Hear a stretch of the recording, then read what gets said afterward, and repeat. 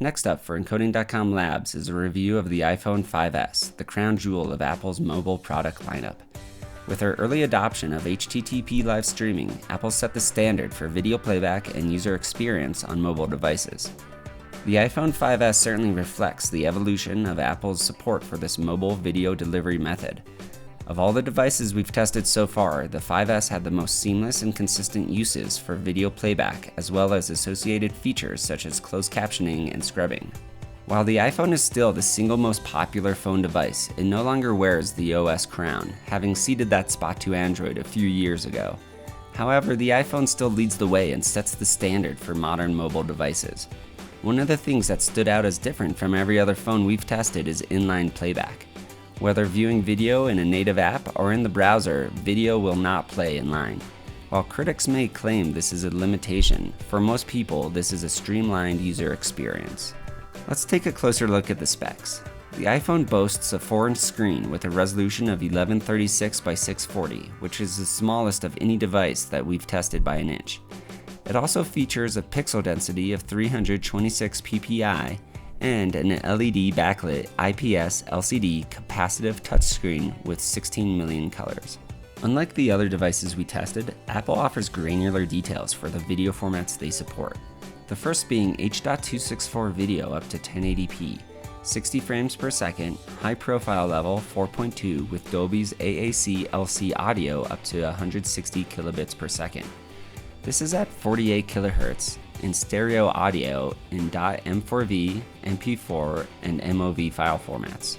The second being MPEG-4 video up to 2.5 megabits per second with a resolution of 640 by 480, 30 frames per second, simple profile with AAC-LC audio up to 160 kilobits per channel, 48 kHz, stereo audio in M4v, MP4, and MOV file formats. And the third being Motion JPEG up to 35 megabits per second with a resolution of 1280 by 720 and 30 frames per second.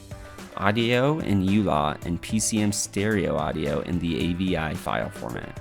Since Apple was the first to adopt the HTTP live streaming format, it's no surprise that HLS performance is flawless on the 5S. All the samples we tested played without issue. Scrubbing forward and backward worked well, however, you only have the option to skip to the end of the video or back 30 seconds. Additionally, the scrubber worked flawlessly when viewing HLS content.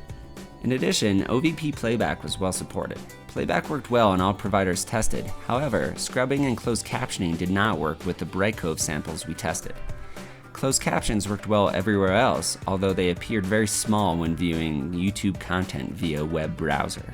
Encoding.com does not offer support for DRM on the iPhone 5S. However, custom applications can be developed that use Google's Widevine, Adobe's Primetime, or Microsoft's PlayReady. Because of Apple's long-standing support for HTTP live streaming, this is our recommended format to serve to the iPhone 5S. Because of its rich support, we offer granular HLS settings to ensure optimal playback. The video codec used should be libx264 and the audio codec should be HEAAC. It's worth noting that HEAAC is great for the HLS 64 kilobit fallback audio due to its higher quality at lower bit rates. Dimensions should range from 416 by 234 with a video bitrate of 200K, audio bitrate of 64K, frame rate of 12, keyframe of 36, and H.264 profile of baseline, all the way to a resolution of 1920 by 1080 with a video bitrate of 8500K, audio bitrate of 128K, frame rate of 29.97, keyframe of 90, and an H.264 profile of high.